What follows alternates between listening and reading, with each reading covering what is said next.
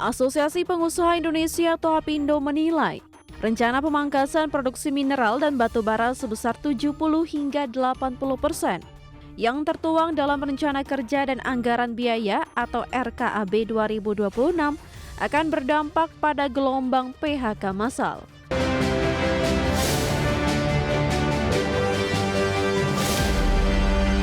Kita ke informasi lainnya pemirsa. Asosiasi Pengusaha Indonesia atau APindo menilai rencana pemangkasan produksi mineral dan batu bara dalam RKAB 2026 akan berdampak pada gelombang PHK massal.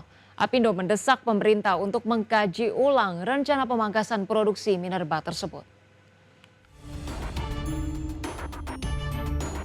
Asosiasi Pengusaha Indonesia atau APindo menilai rencana pemangkasan produksi mineral dan batu bara sebesar 70 hingga 80% yang tertuang dalam Rencana Kerja dan Anggaran Biaya atau RKAB 2026 akan berdampak pada gelombang PHK massal.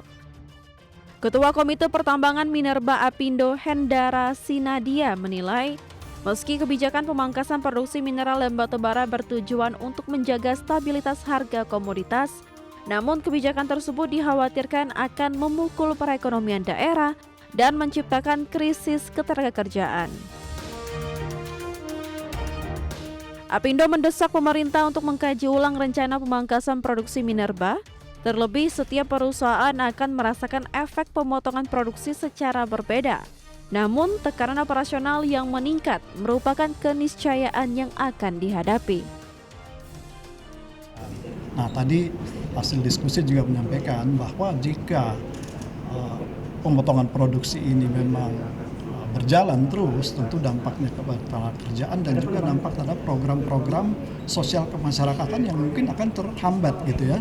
Nah, ini yang menjadi concern APindo ya, apalagi pertumbuhan perekonomian kita lagi dalam kondisi yang sangat menantang, pemotongan anggaran di daerah juga pasti berdampak terhadap perekonomian daerah, sementara sektor industri pertambangan batubara khususnya yang akan sangat terdampak ini punya peran besar terhadap perekonomian daerah. Sebelumnya Ditjen Minerba Kementerian SDM menyebut dalam RKAB Nikel 2026 kuota produksi biji nikel berada di rentang 260 juta ton hingga 270 juta ton. Kuota ini turun jika dibandingkan target produksi pada RKAB tahun sebelumnya yang mencapai 379 juta ton. Jakarta, Ade Firmansyah, IDEX Channel. Pemirsa, terima kasih Anda masih bersama kami. Kita ke informasi terkait dengan PT Telkom Indonesia Persero Tbk yang menyiapkan transformasi bisnis melalui kerangka strategis TLKM 30 untuk memperkuat daya saing dan fokus usaha. Strategi ini mencakup streamlining portofolio, reformasi budaya kerja, serta monetisasi aset dan kemitraan strategis untuk menciptakan unlock value. PT Telkom Indonesia Persero Tbk, emiten berkode saham TLKM, menyatakan saat ini telah mempersiapkan transformasi melalui kerangka strategis TLKM 30. Kerangka strategis TLKM 30 ini nantinya akan menjadi fondasi Telkom Indonesia dalam memperkuat daya saing agar tetap kompetitif dan relevan di tengah kondisi dinamika industri global. Senior Vice President Group Sustainability and Corporate Communication Telkom Indonesia, Ahmad Reza mengatakan, dalam TLKM 30 nantinya akan dilakukan penataan portofolio bisnis atau streamlining, budaya kerja hingga menciptakan unlock value dengan cara mendorong monetisasi aset dan kemitraan strategis sehingga bisnis Telkom Indonesia akan lebih fokus. Kerangka strategis Telkom dalam bertransformasi dari mulai ada streamlining di sana, budaya juga ada, unlocking juga ada, digabung menjadi satu sehingga mau tidak mau ke depan nih Telkom akan lebih lean dan juga akan lebih fokus bisnisnya. Jadi yang seperti teman-teman ketahui bersama, kita sudah berubah menjadi B2B buat Telkomnya, di mana ada Holdco dan OpCo. Dengan demikian, bisnis Telkom tentunya akan lebih fokus. Apabila ada yang tidak sesuai dengan portfolio, mungkin akan disesuaikan atau mungkin akan dikembangkan jauh lebih baik lagi.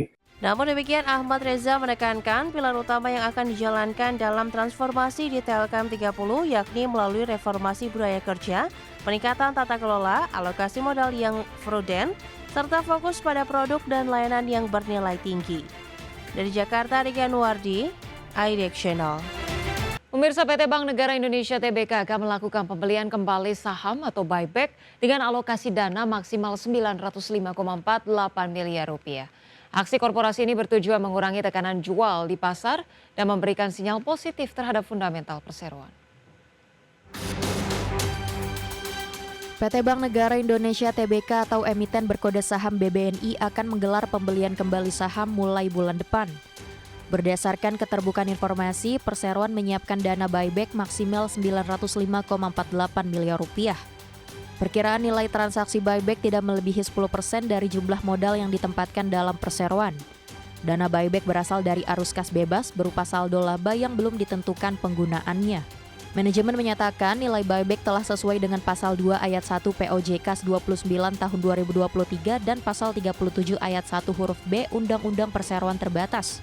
Jumlah nilai nominal saham yang dibeli kembali tidak melebihi 10% dari modal ditempatkan. Buyback dilakukan untuk membantu mengurangi tekanan jual di pasar saat indeks harga saham berfluktuasi. Langkah ini diharapkan dapat menjaga stabilitas pergerakan saham perseroan. Manajemen menilai buyback memberikan indikasi kepada investor bahwa harga saham saat ini belum mencerminkan fundamental perseroan. Aksi ini menjadi bagian dari strategi perseroan menjaga nilai bagi pemegang saham. Tim Liputan IDX Channel. Pemirsa, PT Pertamina memastikan 2 kapal milik anak usahanya, PT Pertamina International Shipping, aman bersama para awaknya. Pertamina masih terus berkoordinasi dengan seluruh pemangku kepentingan, khususnya Kementerian Luar Negeri untuk memastikan pengamanan berjalan dengan baik. PT Pertamina memastikan terus memantau 2 kapal tanker milik anak usahanya, PT Pertamina International Shipping yang masih berada di Selat Hormuz dan memastikan keselamatan awak kapal di tengah konflik Amerika dan Iran. Vice President Corporate Communication Pertamina Muhammad Baron mengatakan total terdapat 4 kapal terkait, namun 2 kapal lainnya berada di luar Selat Hormuz. Hingga saat ini kondisi awak dan aset kapal dipastikan dalam keadaan aman. Menurut Baron, kargo minyak mentah yang berasal dari Timur Tengah saat ini sekitar 19% dari total impor minyak mentah ke Indonesia. Pertamina juga telah menyiapkan skema distribusi melalui sistem reguler, alternatif maupun darurat guna menjaga ketahanan energi nasional. Kargo minyak mentah yang berasal dari Timur Tengah itu ada sekitar 19%. Dan saat ini kami sudah melaksanakan proses distribusi melalui sistem reguler, alternatif maupun emergensi. Jadi untuk ketahanan energi nasional, Pertamina telah menyampaikan sistem tersebut untuk bisa memenuhi kebutuhan nasional.